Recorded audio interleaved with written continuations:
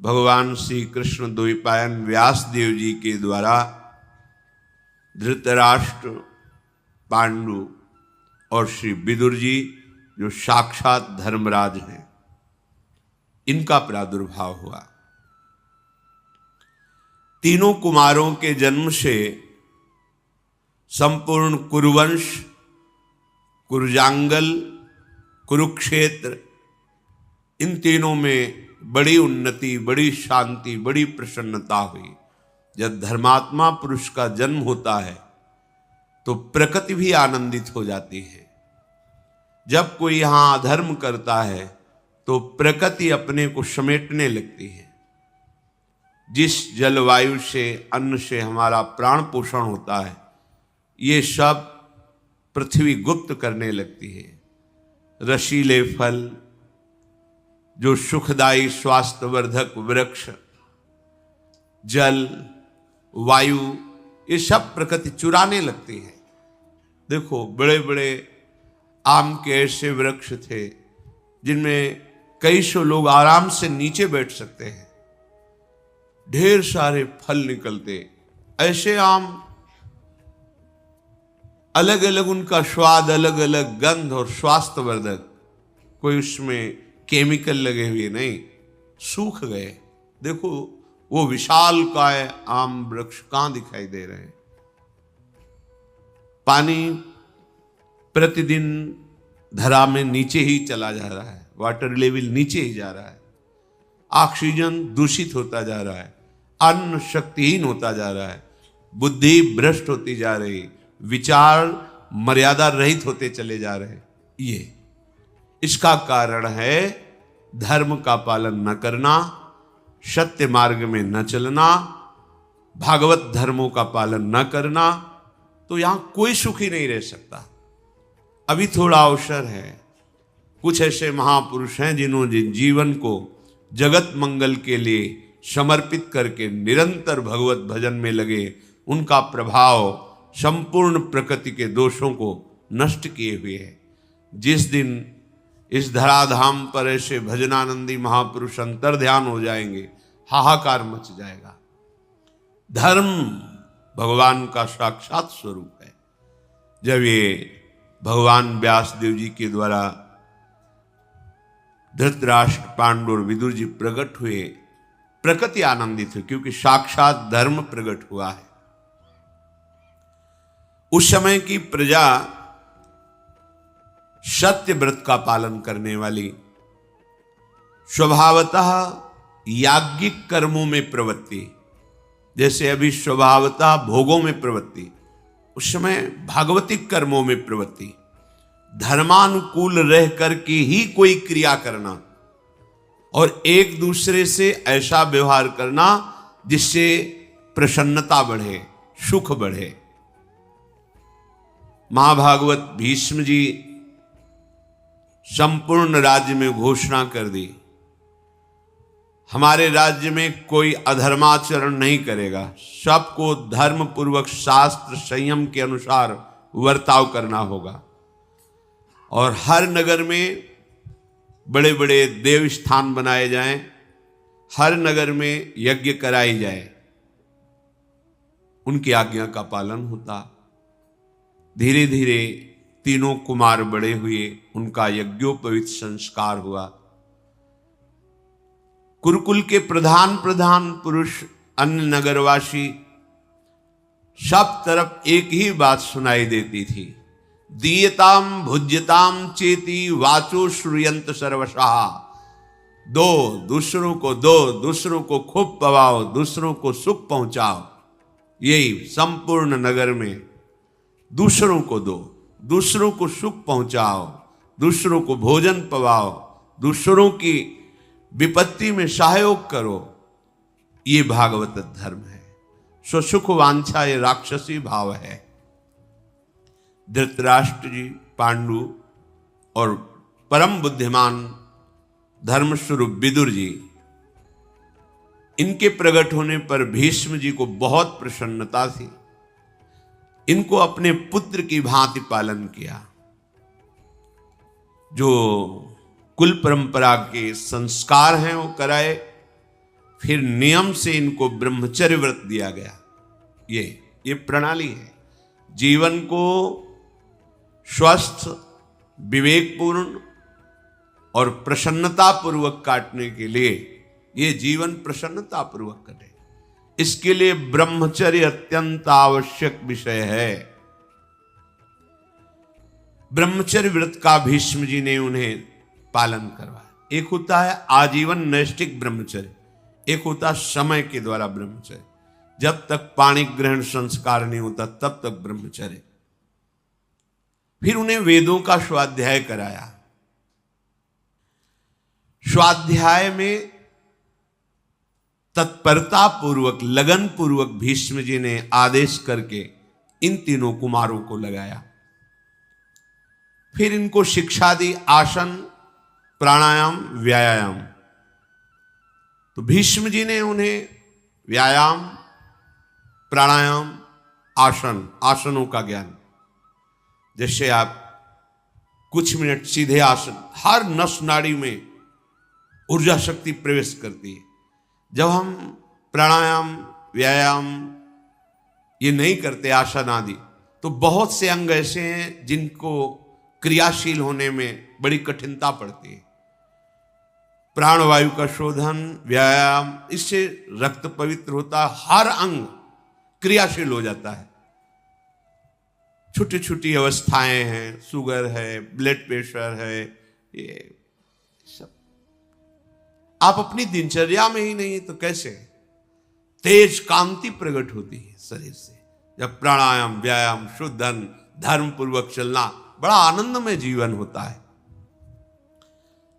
जब ये तीनों कुमार युवावस्था को प्राप्त हुए, धनुर्वेद, अश्वसवारी, गदायुद्ध, ढाल तलवार की, गज शिक्षा, नीति शास्त्र, ये सब शिक्षाएं दी गई, क्योंकि चक्रवर्ती सम्राट के पुत्र हैं, पदाधिकारी हैं, तो इन सब में प्रवीण होना अनिवार्य है।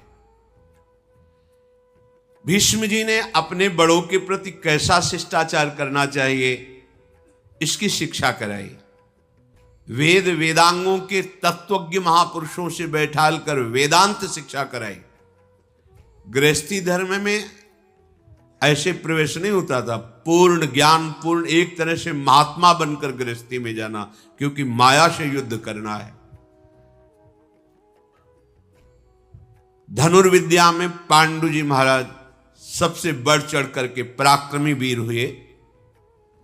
धृतराष्ट्र में शारीरिक बल अमोघ, क्योंकि नेत्र नहीं थे।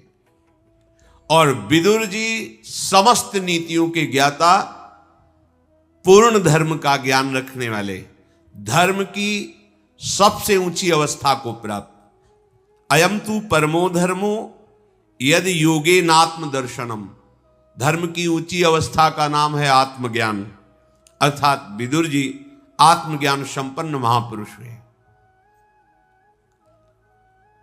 समस्त राष्ट्र के लोग ऐसे राजकुमारों को देखकर सुखी हुए। वीर पुत्रों को जन्म देने वाली काशीराज की दोनों पुत्रियां बहुत आनंदित हुई कि हमारे राजकुमार समस्त शास्त्र, शस्त्र, धर्म, राजनीति इसके ज्ञान से पूर्ण हुए हैं। हस्तिनापुर के सिंहासन पर विराजमान करने के लिए जब बड़े बड़े धर्मज्ञों और भीष्म जी के साथ विचार हुआ, तो धृतराष्ट्र जी को आंखों से अंधे होने के कारण उन्हें राज्य नहीं दिया गया और महाराज पांडु को उस सम्राट पद पर अभिषिक्त करने का निर्णय लिया गया। गंगानंदन भीष्म जी बड़े ही तत्वज्ञानी महात्मा, महाभागवत और हर धर्म के ज्ञाता थे। विदुर जी को बुलाया और कहा, बेटा ये हमारा कुल सद्गुणों से संपन्न है और संपन्न बना रहे, इसलिए इसकी रक्षा करना धर्म से ही युक्त होकर के, और तुम्हें धर्म का पूरा ज्ञान है। भूतल पर तुम्हारे जैसा धर्म का ज्ञानी कोई नहीं है, क्योंकि साक्षात धर्मराज है। कैसी भी परिस्थिति हो तुम सदैव धर्म का ही उपदेश करना। भगवान श्री कृष्ण द्वैपायन व्यासदेव जी की हमारे कुल के ऊपर बड़ी कृपा है। अब हमारा ये कुल आगे बढ़े, अब तुम ऐसा उपाय करो। हमें गुप्तचरों द्वारा पता चला है कि यदुवंशी शूरसेन जी की कन्या, जिनका प्रथा नाम है, राजा कुंती भोज ने गोद में उन्हें ले आए हैं और वो हमारे कुल के अनुरूप हैं। और हमें गुप्तचरों ने बताया कि गांधार राज शुबल, मद्र नरेश, इनकी भी कन्याएं हमारे कुल के अनुरूप हैं। हमने पता लगाया है ये सब धर्माचरण करने वाली और बड़ी ही सुंदर उत्तम स्वभाव वाली हैं। तो हमारे यहां इनका विवाह संबंध हो, ऐसा तुम विचार करो। भीष्म जी ने विदुर जी से कहा। विदुर जी बोले, भगवान आप हमारे पिता हैं, आप हमारी माता हैं, आप ही हमारे परम गुरु हैं। आप जैसा कह रहे हैं अक्षरशः सत्य है, वही विधान किया जाए जिससे तीनों राजकुमारियां हमारे यहां पधारे। भीष्म जी ने उत्तम ब्राह्मणों को सबसे पहले गांधार राज शुबल की पुत्री शुभ लक्षणा गांधारी जी के यहां भेजा। पता लगा कि वो देवाधिदेव महादेव जी की उपासना में तन्मय है गांधारी जी। कैसा जीवन, पवित्र जीवन होता।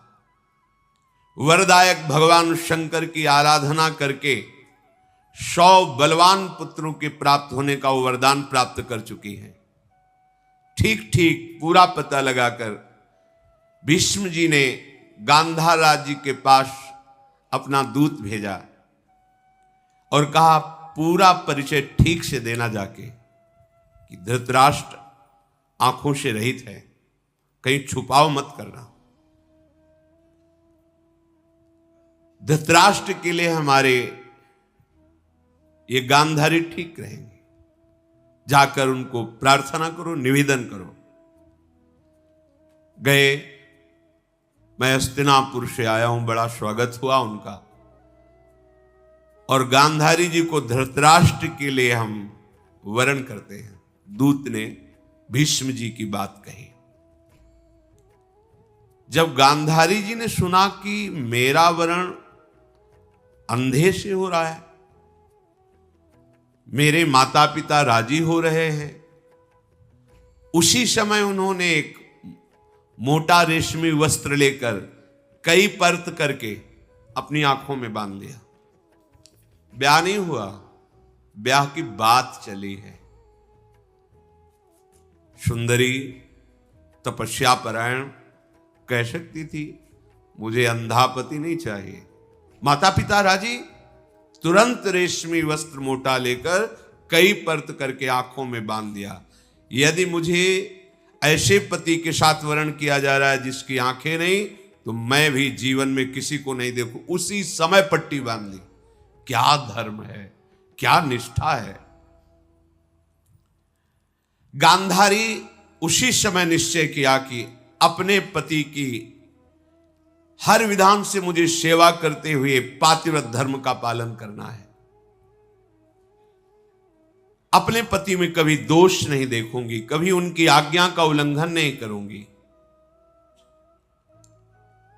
गांधार राजकुमार शकुनी बड़े ही प्रवीण थे, द्यूत क्रीड़ा में, राजनीति में और छल विद्या कपट विद्या में भी। युवावस्था थी।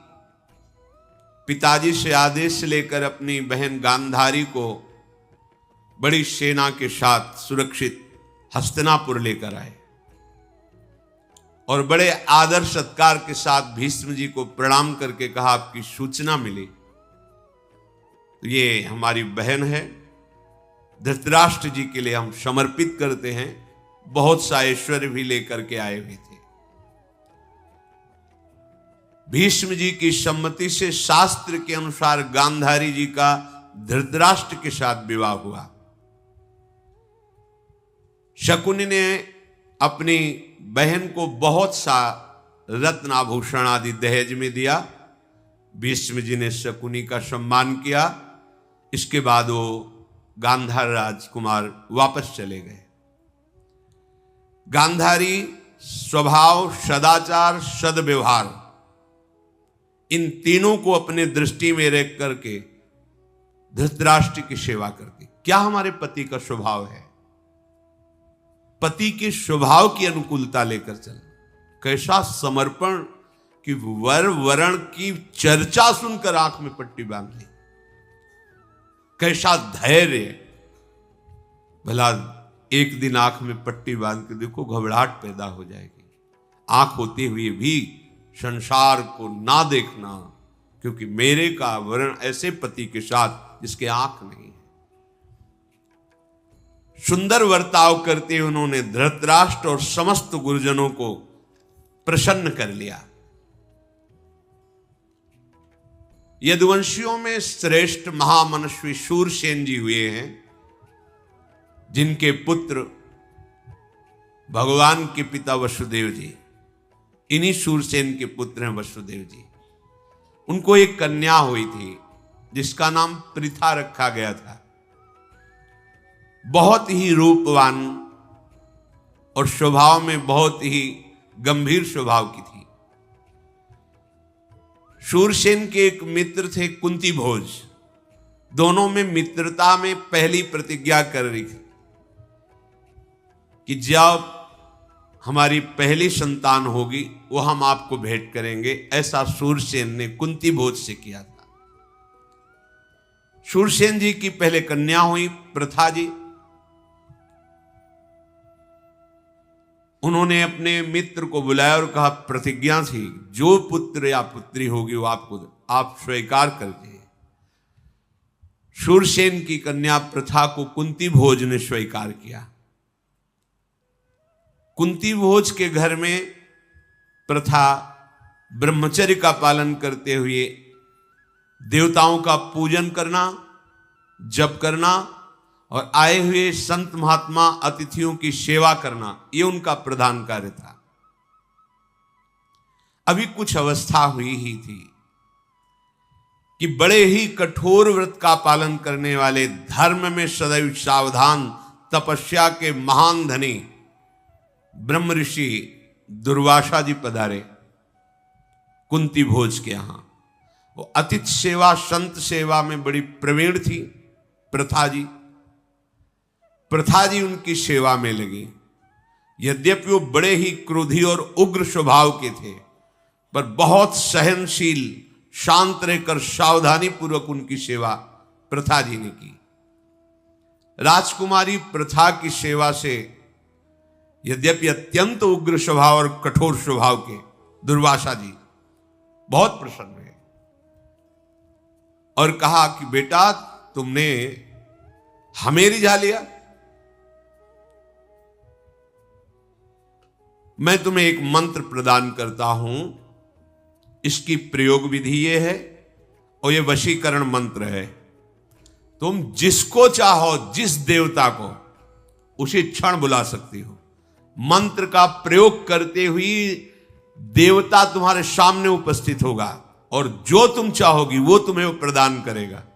ऐसा वरदान दुर्वासा जी ने दिया।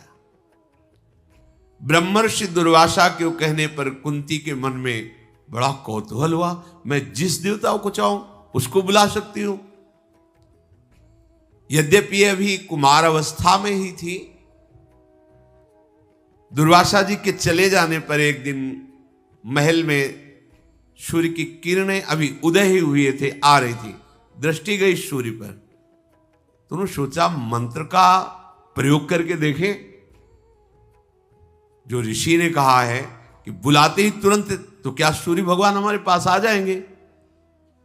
उसी पद्धति से तत्काल मंत्र का उच्चारण किया। जे ही उच्चारण किया, उत्पत्ति पालन करने वाले तेजस्वी भगवान सूर्य कहां से आए कैसे आए पता नहीं, सामने खड़े।